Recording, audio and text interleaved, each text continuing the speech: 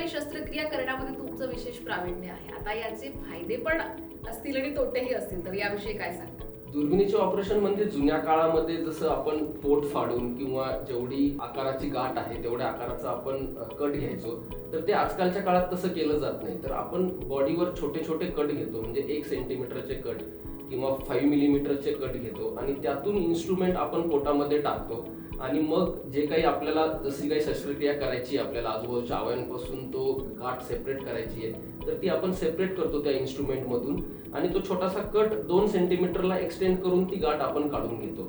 म्हणजे समजा जुन्या काळामध्ये समजा 10, 12 किंवा 15 सेंटीमीटर पर्यंत जो कट आपल्याला घ्यायला लागायचा, तो आजच्या काळामध्ये 3 किंवा 4 छोटे छोटे होल करतो आपण 1 सेंटीमीटरचे किंवा 0.5 सेंटीमीटरचे. त्याच्यामुळं पेशंटची रिकव्हरी लवकर होते. पेशंटला पोस्ट ऑपरेशन पिरियडमध्ये पेन जास्त होत नाही. जुन्या काळामध्ये 3-3, 4-4 दिवस किंवा 5-5, 6-6 दिवस पेशंट जे बेडवर झोपून राहायचे, ते आता आम्ही 6 तासात किंवा 12 तासात किंवा जास्तीत जास्त 24 तासामध्ये पेशंटला बेडवरून उठून चालायला लावतो. त्यामुळे पेशंटच्या सगळ्या हालचाली नॉर्मलाइज व्हायला सुरुवात होते. पेशंटच्या आतड्याची हालचाल लवकर सुरुवात होते.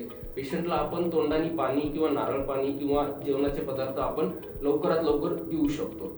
पाहायला गेलं तर तोट्यांपेक्षा फायदे खूप जास्त आहे. पेशंट लवकर चालायला लावतो, लवकर तोंडाने घ्यायला लावतो, लवकर नॉर्मलाइज ऍक्टिव्हिटी करायला लागतो, त्याच्यामुळे लवकर कामाला जाऊ शकतो.